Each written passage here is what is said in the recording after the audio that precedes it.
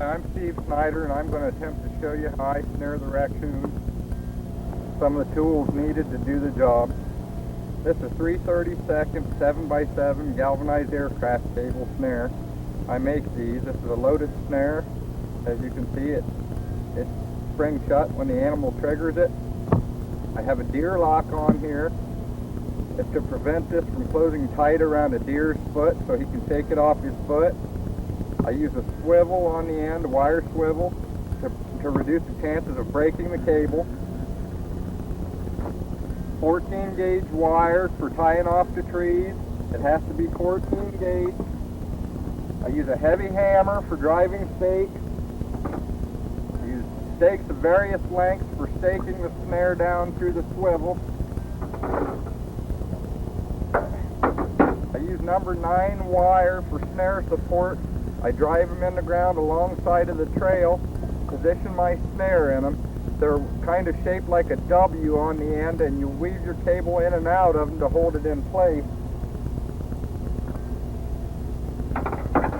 You also need a good pair of cable cutters. It's a necessity when snaring for cutting the cable off of the animals. And a good pair of pliers.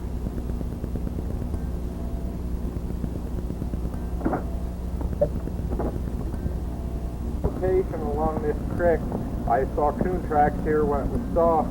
The ground's frozen right now and the snow's about gone, so it's really hard to see tracks, but we're going to put a snare in here, and I'll show you the way I set these up. A freestanding snare.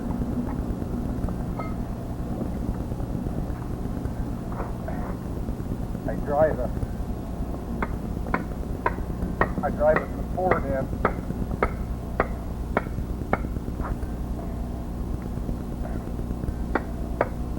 Number 9 wire support alongside the trail, if I can get through this frozen ground.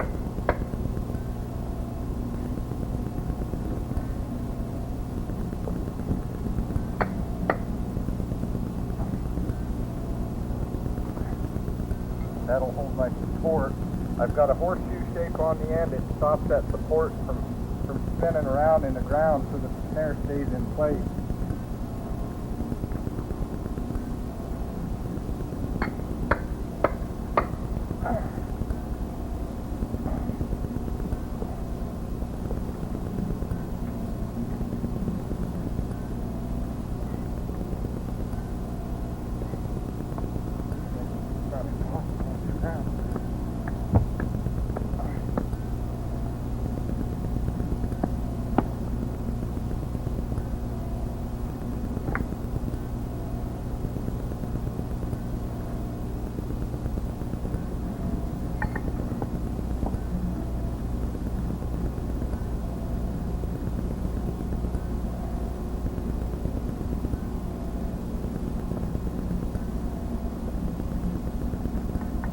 I'm cross-staking this snare. We've had a lot of trouble with the ground freezing and thawing this year, so I'm cross-staking all of these. Hold them in place good so they don't pull them.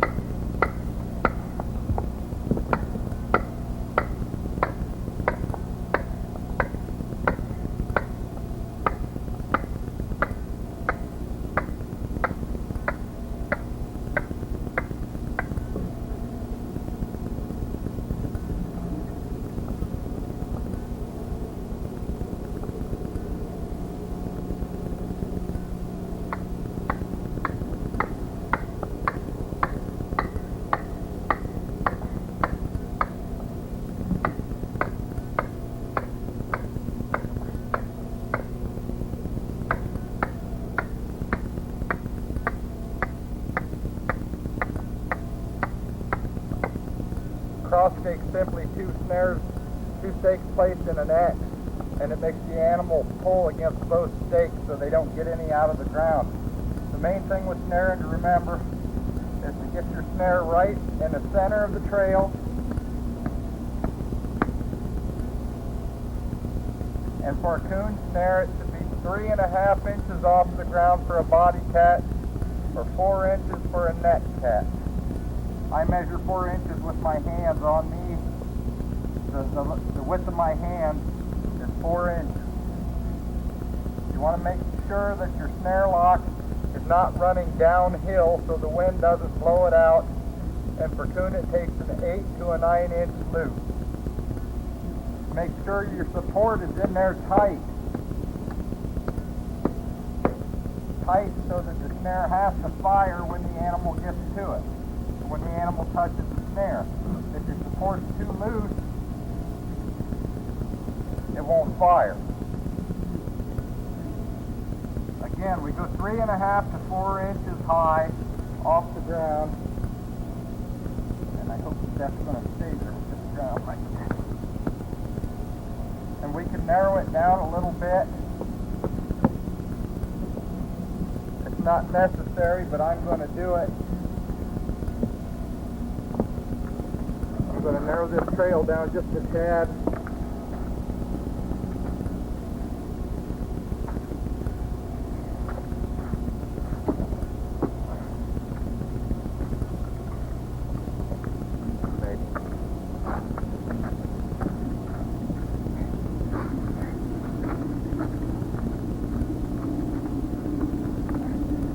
There, I just will help funnel them through the snare since this is not a real tight location.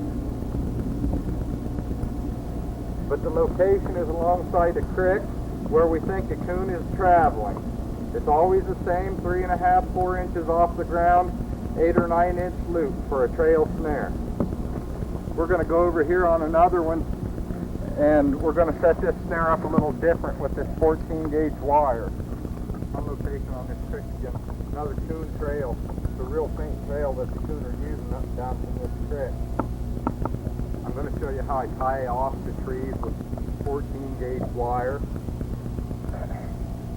And we always use 2 strands of 14 gauge wire. Always use 2 strands of it so they don't break it.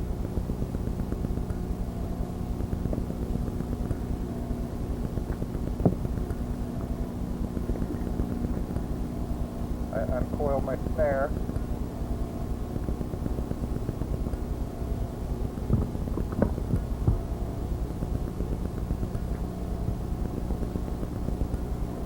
Lay it down.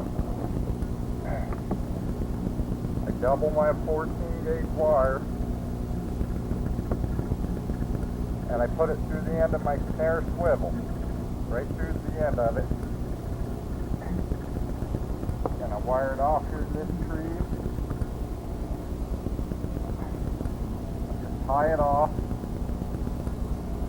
Make sure that there's no sharp ends for the coon to tear his hide on.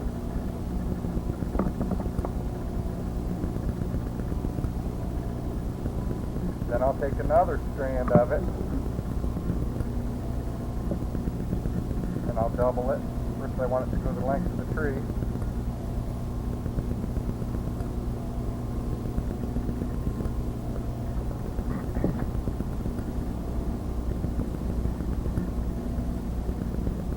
And this will serve as our support to hold the snare in place.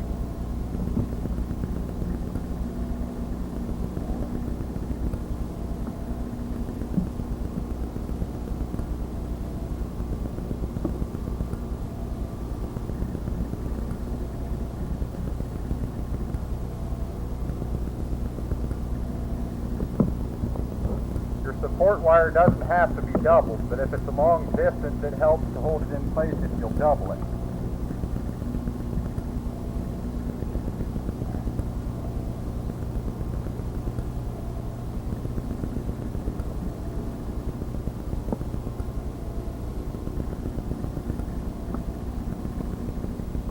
We put a hook on the end of it, and that hook will go right directly behind our snare lock clamped onto the cable. Again, we want an 8 or a 9 inch loop for coon. And I'll crimp it on with my pliers.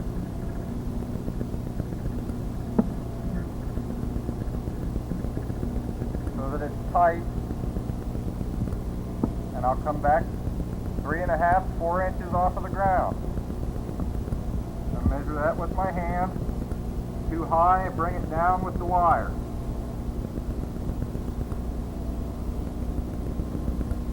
There again, we're back to 3.5, 4 inches off the ground. You can kind of brush in under the trail and make it look like your trail's in there more. Give them a more defined path to follow. Remember, 2 strands of 14 gauge wire around the tree. Don't leave anything sharp for him to tear his fur on. And I've got my 14 gauge wire here for the support. Again, 3.5 to 4 inches high. Now I'm going to narrow this in a little bit more. Not necessary, but I prefer to do it on a wide trail like this. Just anything to kind of funnel him into that snare. You can fence him just like a beaver. You can use anything big.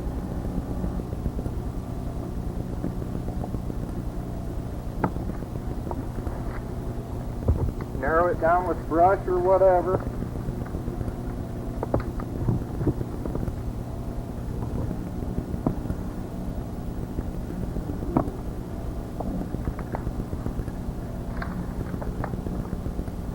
Even though we may not have a coon here tomorrow, this is still the way you set them up.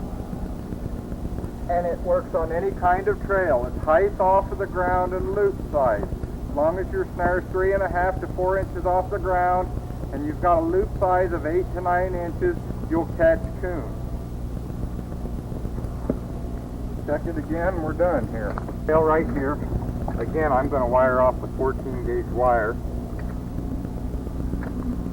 To show you how, I'm going to wire off to this little tree right here. It's a good coon trail. Again, I'm going to use doubled 14 gauge wire. Don't use any smaller, they'll break it. You'll use a lot of wire if you're snaring in woods like this or long creeks tying off. Then again, if you're staking all your snares, a lot of times you'll run short on stakes if you got a lot of snares out.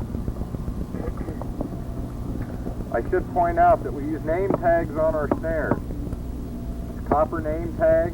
Our state law says we have to use it, and the way to do it is wrap it around your swivel, around the inside of your swivel, and it won't come off. Chances are it won't come off when the animal's caught.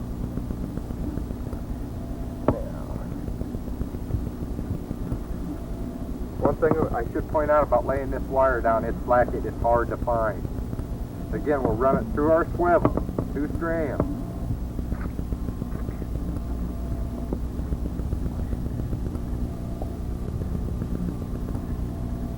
And this is a little short. I cut it a little bit too short, so I'll use this for my support, and I'll cut me a longer length of it.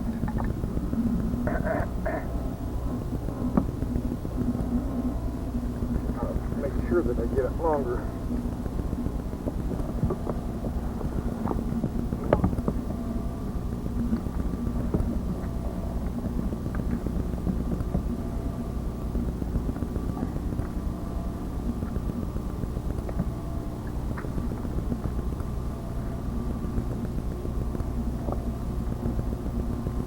We'll use a lot of this wire.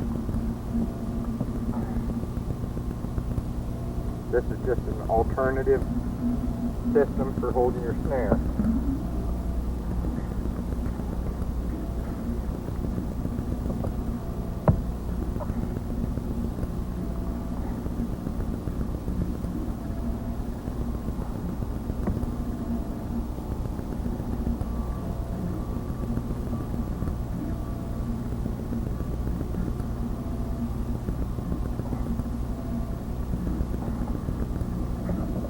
Okay, again,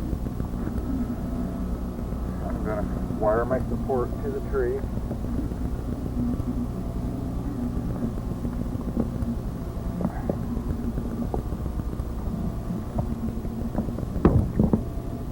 And don't leave any sharp ends that he can tear his hide on or poke his eye out or anything else, in case you might want to turn him loose. Maybe you get a little coon, you don't want him, you can turn him loose.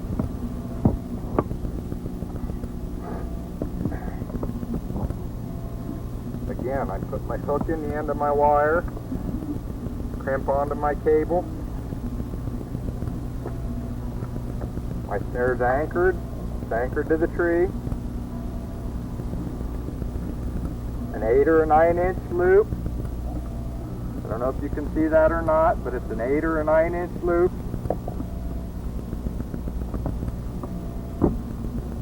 Now crimp it on here.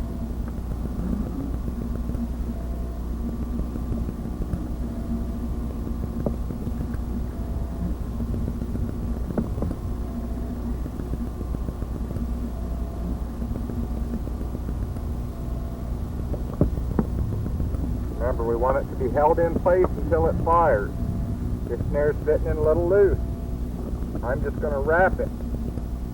Wrap this wire around it till it's tight and it's going to be held in place there. I pulled my end back so there's no sharp end to cut the coon with.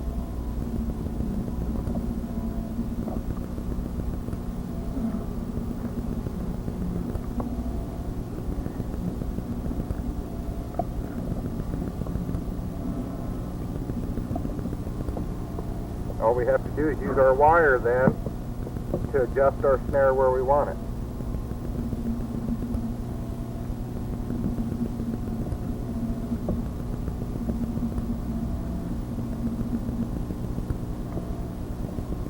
There again, 3.5, 4-inch height off of the ground. That'll catch a coon if he comes down the trail. On a coon location again, we're right along a big creek. I've snared 9 coon along here, but it looks like they're using this trail again here. We're going to try it. We may or may not have a coon. The most important thing is to make sure that you're in an area that the coon are using. There's a picked corn field over here about 60 feet from us on the edge of this woods. The coon have moved in here this year and feeding on that corn that's laying like crazy.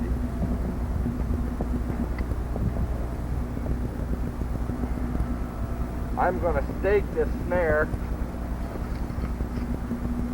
Again, the way you stake them is just run your stake right through your swivel. I'm going to turn around the other way. I'm left-handed and it makes it easier for me.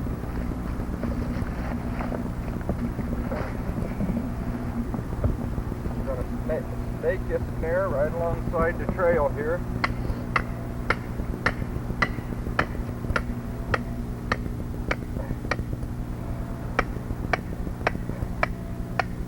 This is an 18-inch stake, which sometimes isn't long enough, but I think this ground's frozen enough yet that it'll hold.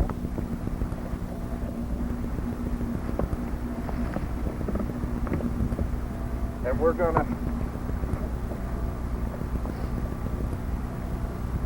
rather than try and put one of those number 9 supports in this frozen ground, we're going to go ahead and wire off to this for our support.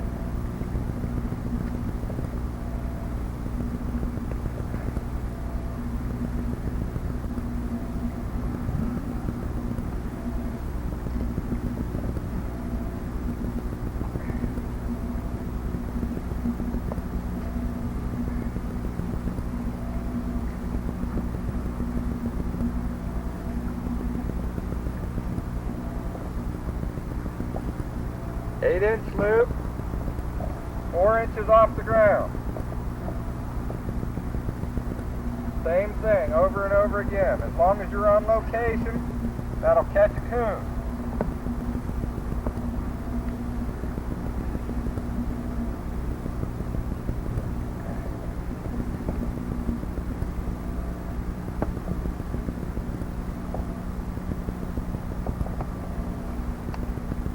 We want it to be tight.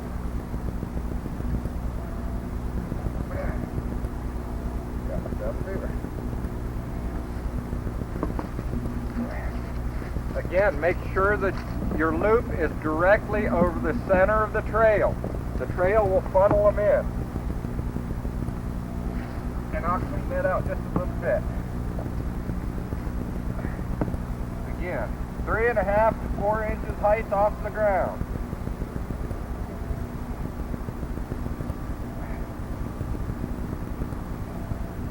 And that should catch a coon if he comes through. We're on location here along this creek in this picked cornfield. where we set some snares yesterday. We've got a non-target catch today. It's a groundhog. A groundhog and a badger can get caught in a coon snare. They're about the same height and same size. The percentage is about 1 out of 80 animals that you'll catch a non-target groundhog or something of the sort in a coon snare.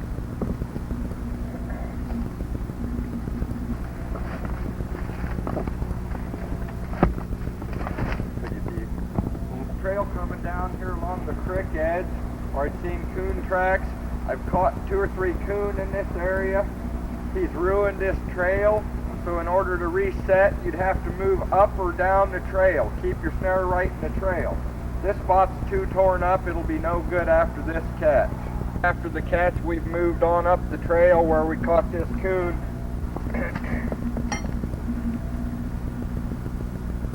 And again, we're going to stake this snare, but we're going to use this tree and 14 gauge wire for our support.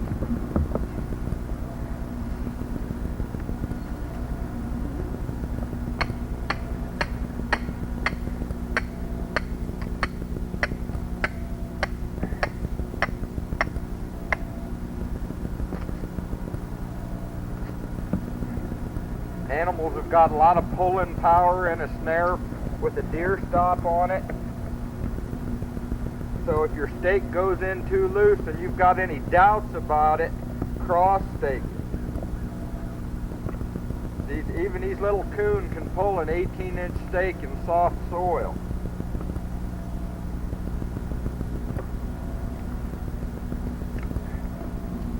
Again, I'm using 14 gauge wire. This snare is staked, and we're going to use this little tree here for our support with this wire.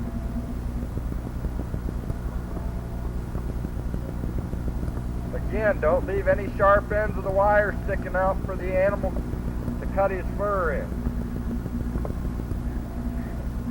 We put our hook on it. We go back to our 8 to 9 inch loop.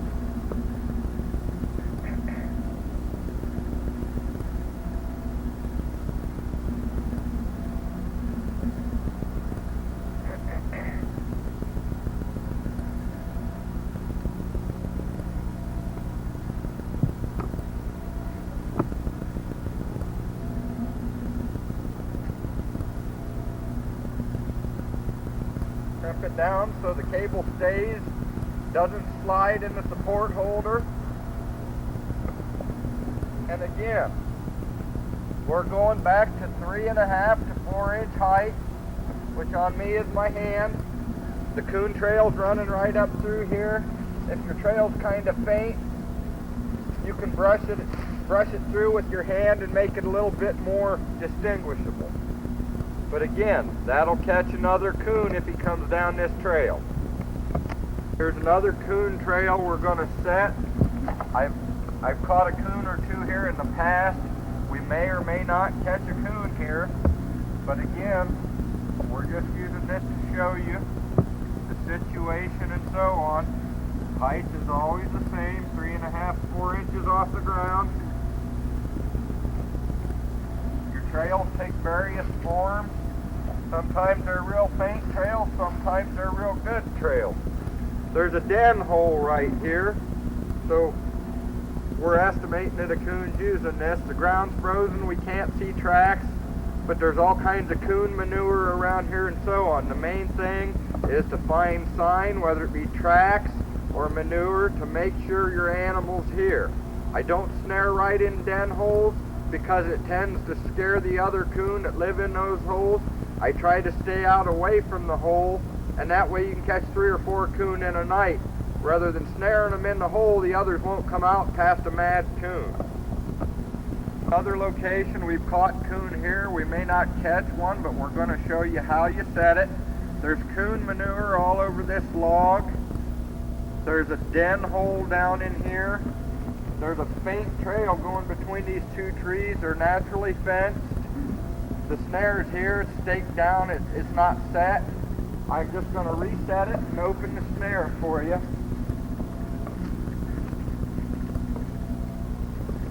again, we probably won't get another coon here at this spot, but we're going to illustrate how to do it.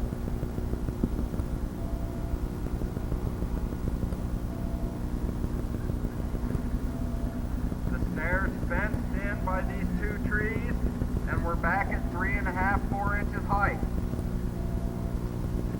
Under a fence, I've snared a couple coon here. I need to tell you to be very careful when you snare fences. If there's any dogs around the area, don't do it. A dog may happen to get caught in this and tangle in this fence here, and he'll kill himself. So do not snare fences where there's dogs running around. But I've snared several coon here to walk through, what we call a walk through under the fence. And it's tall enough for a coon to walk under it, or a fox or anything else. I know coon have been using this, so I set it for coon and caught coon. It's tall enough. You see I've got a support in here already from the past snares that have been in here. So I'm just going to use that support. I'm going to bend it over there towards the trail. Again, I'm going with my coon loop, 8 to 9 inches. I weave it in my support. I'm going to stake it in here. And I'm not going to leave this snare here, but we're going to show you how to snare fences like this. Again, I go ahead and drive my stake all the way in and come back, position my snare over the hole. Again, we've got an 8 to a 9 inch loop in here, and even a coon's having to duck under this a little bit. So we may go a little bit lower than 4 inches off the ground in this case. We're still running about 3.5 inches. Where he's ducking, you'll have to drop your snare accordingly. For any trail set where he's walking, you stay with 3.5 to 4 inch loop height. Again, stay away from the fence. Make sure that your snare lock does not hang up on the fence, or you'll miss him. You want that lock to operate freely. And you should always check your snares before you leave and make sure that that snare fires from both directions to make sure that lock's not going to hang up. But anyhow, that's the way you snare crawl unders or walk through under fences. Depending on what animal you're after, will determine your height off of the ground and your loop size. If I wanted a fox, if I thought there was a fox crawling under this fence, I would probably run this loop down to where it's 2 inches off of the ground, because when the canines go under fences, they duck under in a hurry. If they have a hard time getting through it, they sort of crawl. So if you'll keep your loop 2 inches off the ground, that lets their feet get underneath it and their head get in the snare. But anyhow, we're after coon, so we're to that 8-inch loop size, and we're going to run this snare just about 3 inches off of the ground. And that will catch a coon. I've caught several here. The snare we set yesterday, there's another one on down the creek here. These two are empty. But over here behind the camera, we've got one. He's dead. There's no struggle. He died a humane death. He's not tore up or anything else. That's an important point to keep in mind, is snaring is a very humane method of harvesting animals. You may not fill every snare every time, but when you get in these situations, set every trail. Sometimes you'll get doubles and triples on coon or fox or coyotes, whatever you're snaring. But when you get in these situations, set every trail. Cutters come in these situations. Wire cutters just don't get it. Cable cutters are a necessity when snaring. A lot of times to remove the snare off of the animal. Sometimes they get snared down in so far that you can't get it without a pair of cable cutters. Or they get the cable distorted. If you can't get it off of it. So again, you need a good pair of cable cutters if you're going to do any amount of snaring. We're going to remake this set. He didn't tear the trail up. He didn't struggle much. We'll remake it right back in this same trail, and we'll probably catch another coon here. But anyhow, we hope that you're getting the hang of this and getting the idea of how to go about it. This set, as I said, it's not tore up. The location's still good. So we're going to remake it using a fresh snare. Again, I kept the ends of the wire bent down to where he didn't tear his fur on them. That's real important. If you're going to take the time to go out there and catch them, you don't want holes in the fur to get downgraded on.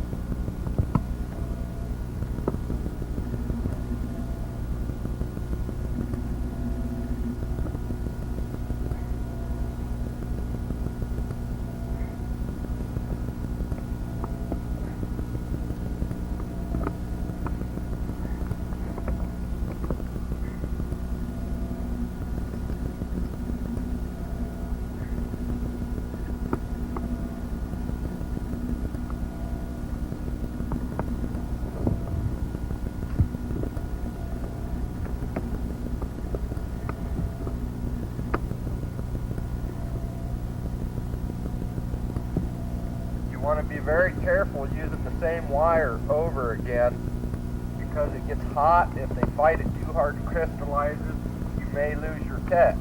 I recommend that you use fresh wire, 2 strands, 14 gauge wire, when you put this back in. I'm doing it, but I pretty well know what I can get away with and what I can't.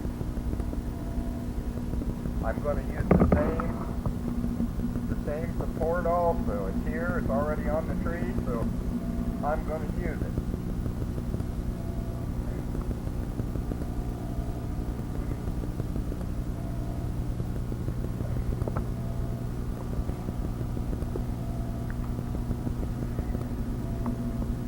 Same thing, same deal all over again. This is a trail set. This is a classic trail set. 8-inch, 9-inch loop, right directly over the trail. The center of the loop should be over the center of your trail.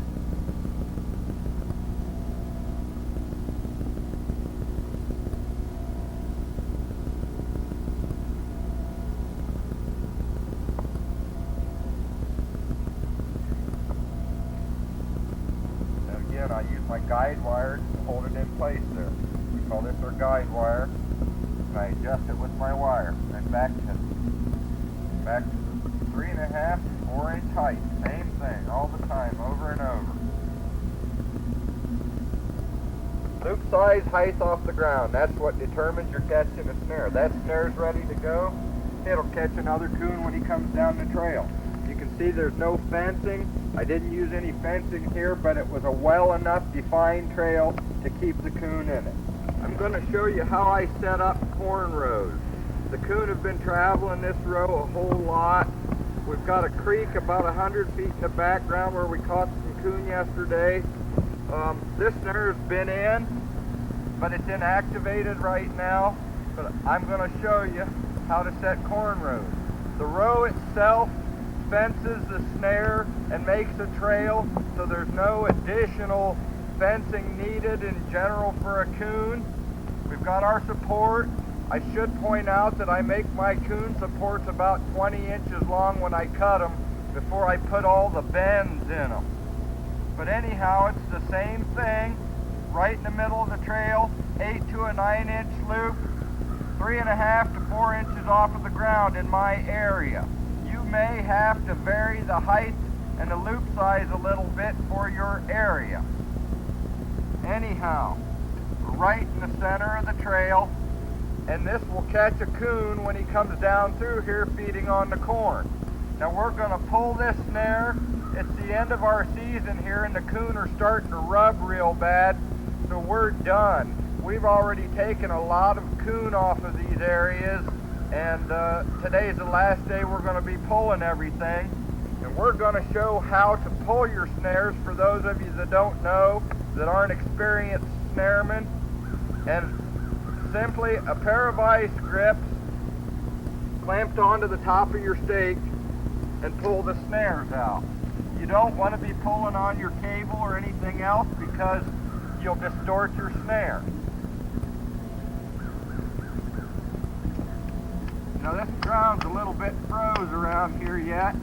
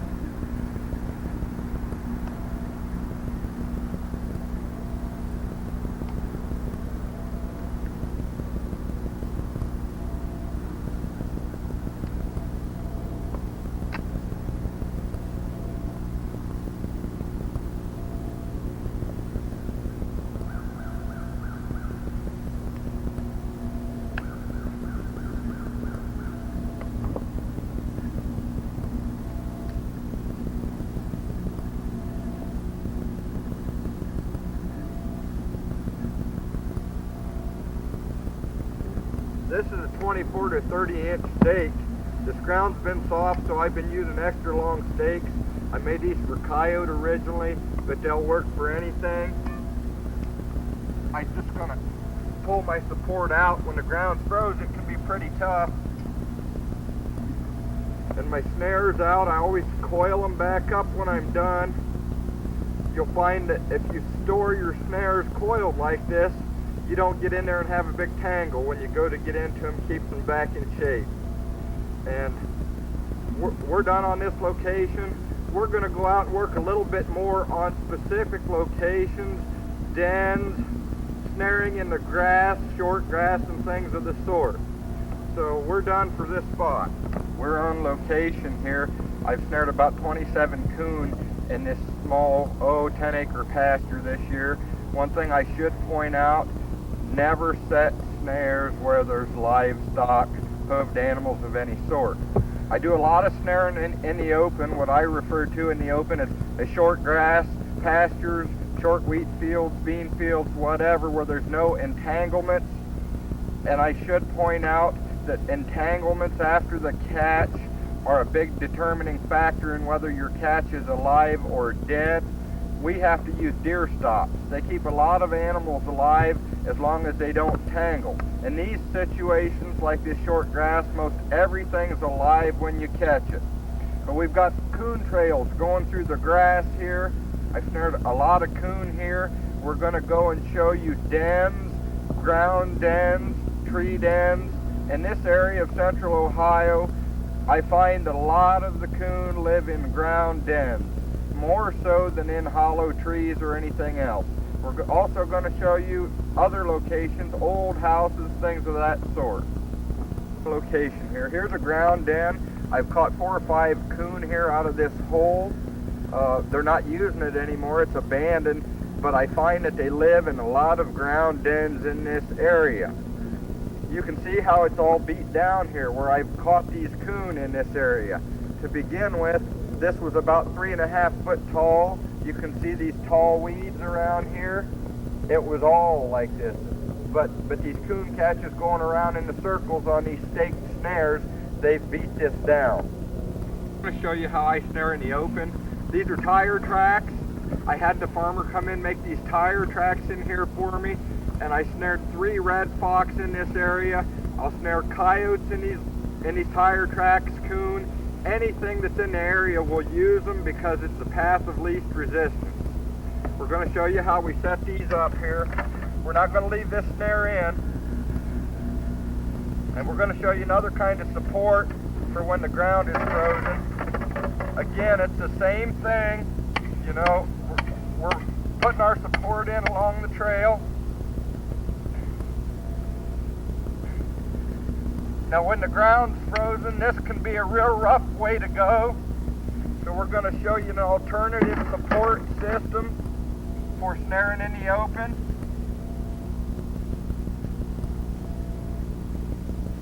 if we can find our hole.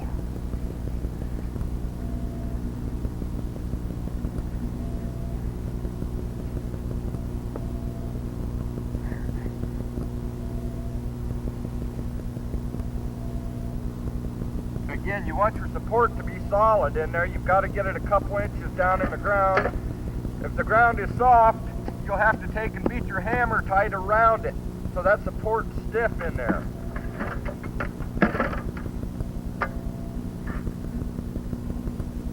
Alright, here's our Coon, our 8 to our 9-inch loop. This is a long support. I use them for red fox also, but I can bend it and shorten it up for the Coon.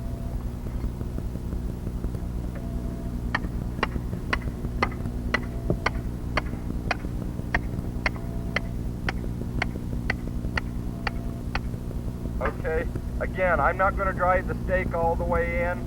You need to do that when you put your snares in. We're going to bend this down here.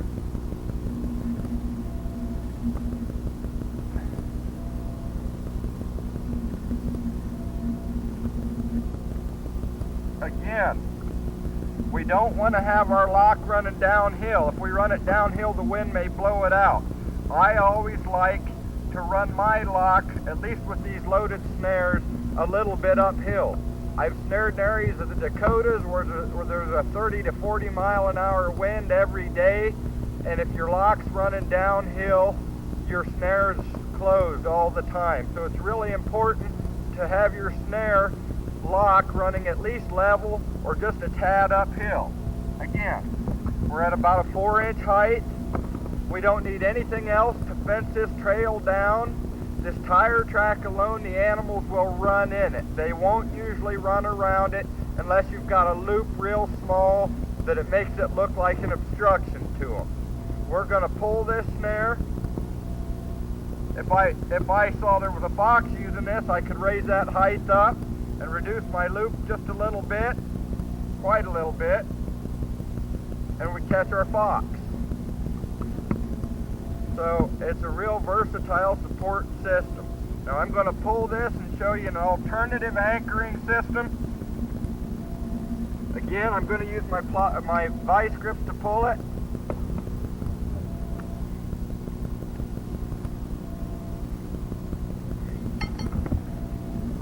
We're going to show you an alternative system.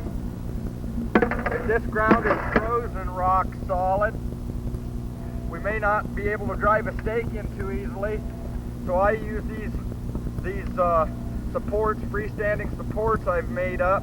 The fox, the coyote, the coon, they don't seem to be afraid of them. You should handle everything with clean gloves. But I'll simply lay one of these alongside my trail.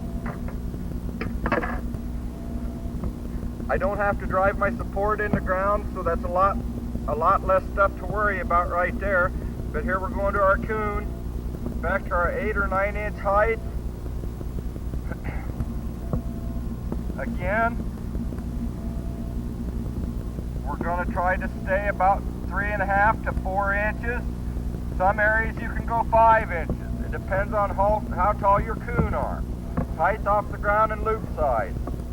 Again, the ground's frozen, so this makes a whole lot less work.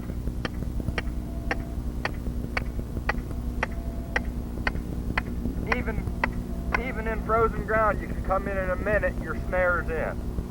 And the animals don't seem to be afraid of them. If I was using this for fox or coyote, I would do this different, but this is a Coon tape, so this is how we'll do it. I'm going to pull this back. Also, I should point out, you should carry your equipment in something so you're not laying snares down and losing them. Another thing is to paint your handles orange on all your tools. That way when you're out in the fields and the woods where you use them, if you lay them down, you don't lose them.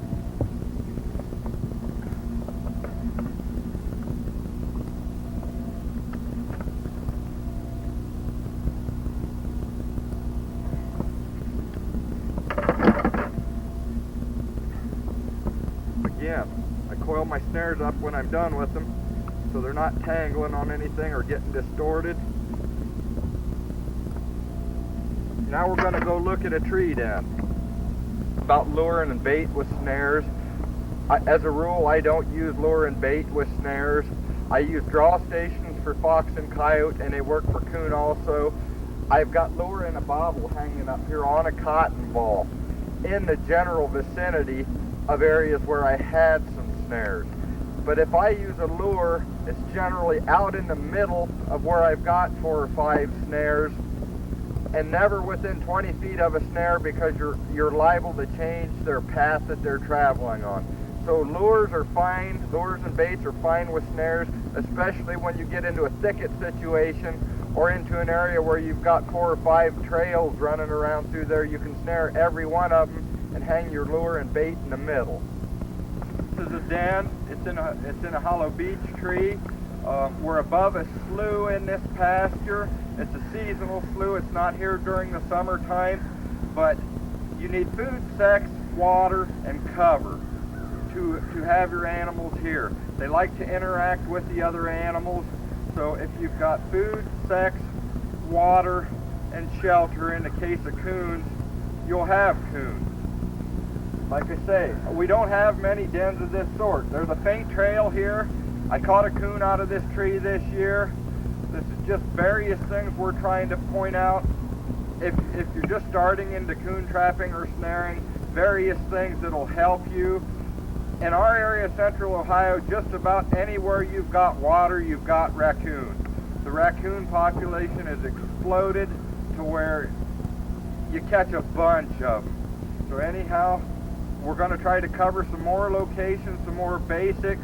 We hope we don't bore the experienced trapper or snareman, but on the other hand, we may have some beginners starting into this, and we want to explain things to them. Here, I've caught probably 15 coon out of this area right here. It's an old abandoned house. It's been abandoned for about 20 years, and the coon have moved into this house, and the buildings around here like crazy. It's a warm spot for them, and there's food around here. I've also caught a coyote here. I've snared about 6 coon in this fence here. There's a walk through, or it originally was a crawl through underneath this fence, and I set a snare in it. We'll come on up here.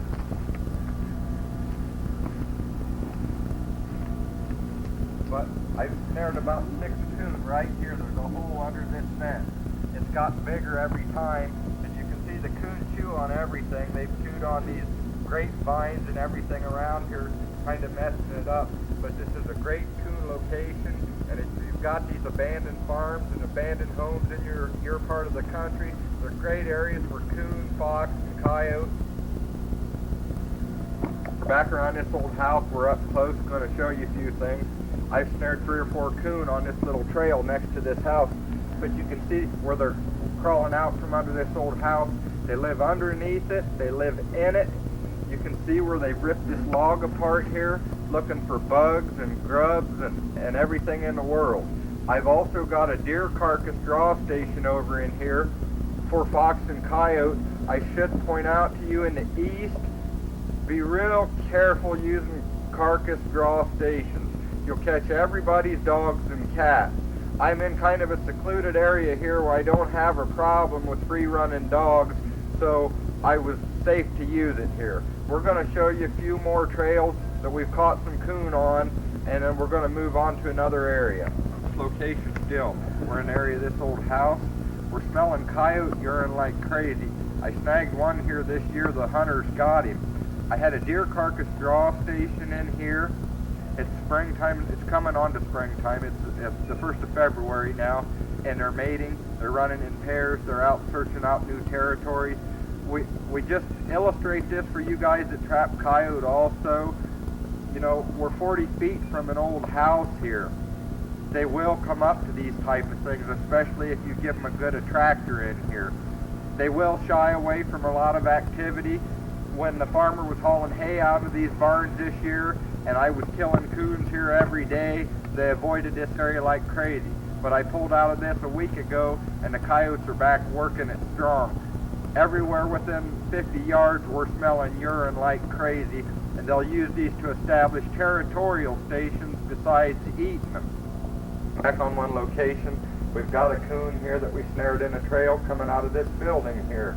And this snare's been here quite a while, but this illustrates the way coon tangle around things. So keep your snares staked back quite a ways away from these fences so that they're not hanging themselves. And we're just throwing this in here for you. I know it's a coon tape. Coyote scat here. I doubled on coyotes here and 2 tire tracks through the weeds. Just to illustrate areas for you. You can see how the coyotes tore it up. The double here and here on these 6-foot snares.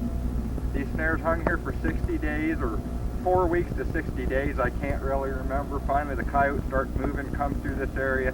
Bam, bam, double right in the tire tracks. And this is the same spot we snared the coon on yesterday. He hadn't messed the trail up. This is a little coon. We're going to turn him loose. See if I can do this by myself first. We've got a relief stick here that we put on him. You want to be very careful. The little coon, like I say, we're going to turn him loose. We want to get his front legs through it. He's not hurt. Hi. Hi there. Hi.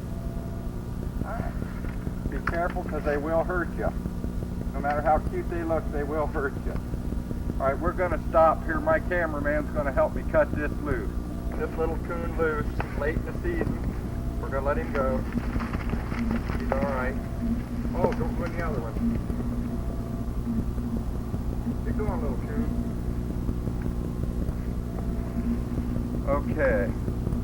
We're going to go do some equipment when we get done pulling this snare out of here.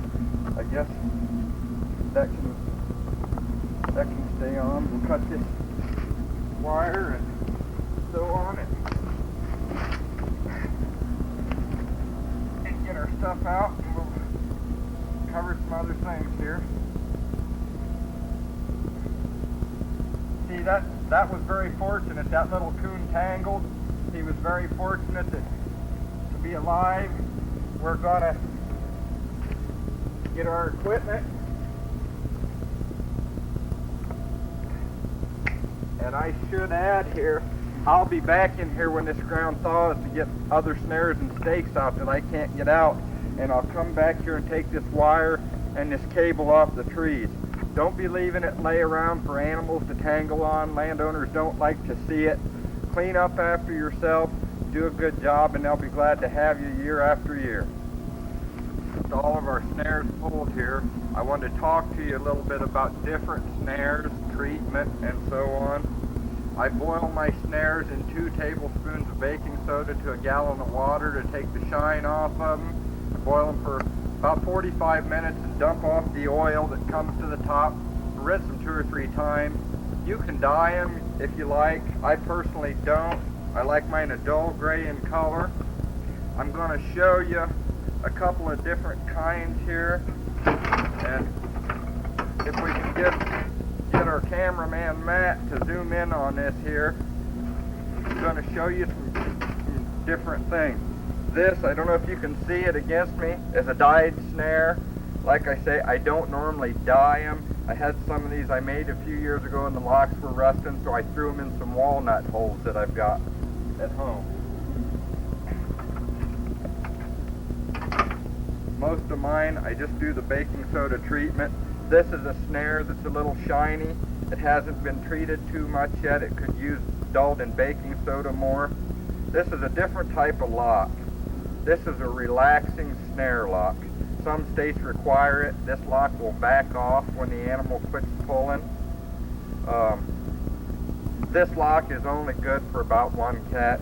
My snares, my loaded snares, my locks are good for 5, 6, 7, 8 catches. They hold up real well.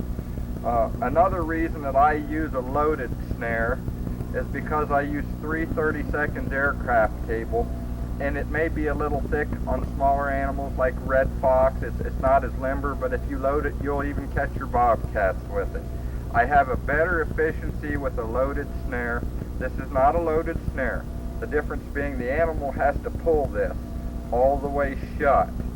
With a loaded snare, he doesn't get a chance to back out of it. The minute he hits it, it's shut tight on him. You should go with your state regulations regarding locks, deer stops, swivels. You should always use a swivel on the end.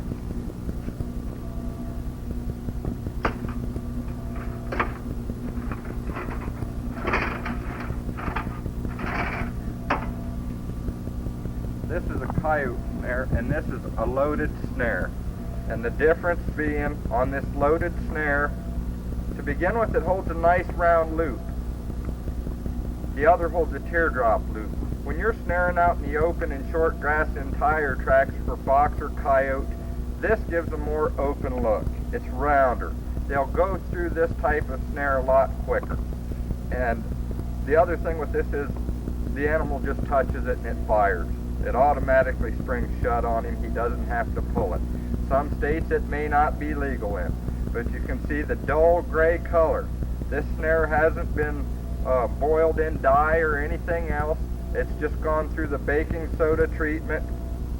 If you have time before season, you can hang your snares outside for a month and let them weather, and they will also dull up like this. We're going to look at a few more types of snare systems. Something else I guess I should point out, this is would qualify as a relaxing or unrelaxing lock. There's no tang, there's no locking tang on this snare. Just the angle of the animal catching stops this lock from backing off, the pressure on the cable itself. So my state calls this a relaxing lock. Yours may be different, but there is no tang to hold it from backing up. That's why they look at it this way.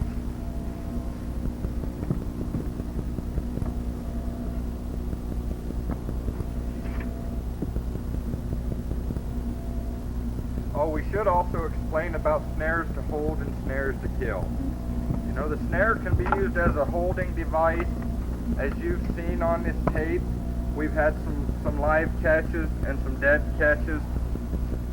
90% of the animals I snare are alive, and I have the choice of whether to shoot them or turn them loose or whatever. I prefer to do things that way because in this area of Ohio we're highly populated and there may be a dog or a cat running loose out there. Another reason I keep my snare loop lower than some recommend is because cats will be avoided in your snares.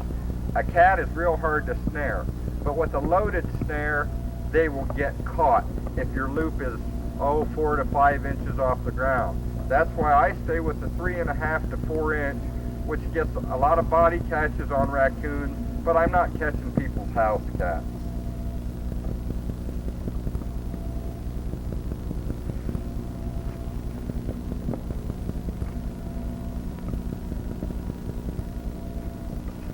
A little bit more on snares to hold and snares to kill. I didn't get into it in detail. I use the snare as a holding device. As I said, I shoot 90% of my animals. I don't tangle them. I snare out in the open. I don't give them things to tangle on, and that's the determining factor. If you tangle them, if you're snaring in brush, heavy brush, or somewhere that they're going to tangle on something, you'll kill a lot of your animals. So I find it best to snare in the open. I snare a lot of fox and coyotes, and I snare them in the open most of the time because that's where they're at. They're alive too. I have live coyotes, I have live foxes, but as I say, then I have a choice. If it's late in the season and they're rubbing and I don't want to kill them, I can turn them loose. Or in the case of red fox, I like to turn females loose late in the season. We're getting lots of coyotes here, and our fox population is dropping, so I tend to like to turn the female red foxes loose and kind of help them out that way. We're just showing you the country here, what kind of country we're in. We're in farm ground a lot. You know, you can see this is an alfalfa field along a creek. There's a creek intersection here is what makes it good for coyotes. You know, this farmer doesn't keep livestock anymore, so the coons have moved in these buildings like crazy. I think I've got 17 coon just out of his buildings here. He's asked me to do it to get them out of there for him. We can come over here and show you a couple of coon trails and locations where we didn't catch any coon. As far as that goes, we caught them on the other side of the building. There's a trail coming out here of an old sheep barn. You can see it's a well-worn trail. There's a coon den in the ground in there I've seen. There's a bone laying there the coons have drug out. an old sheep bone.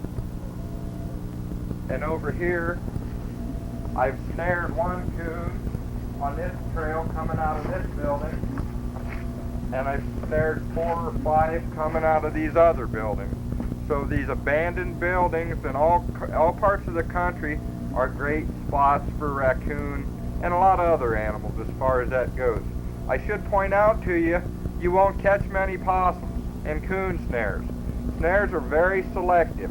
You might get an occasional groundhog or badger in a coon snare, but a snare is very selective.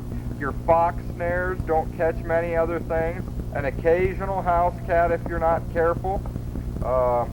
An occasional beagle and a fox snare. You will catch a coon dog in a coyote snare, but if you've got him in the open, he'll be alive. You can turn him loose unhurt. I guess that we'll just glance around here and show you a little bit more of the country. I want to thank you for buying this tape. I'm Steve Snyder. I hope you learned something from it. My phone number's in the trapper. I sell these loaded snares. If you have any questions concerning snaring or any problems, give me a call. I welcome your input on the tape. You know, if you got any suggestions or any questions on things, give me a call. Thanks.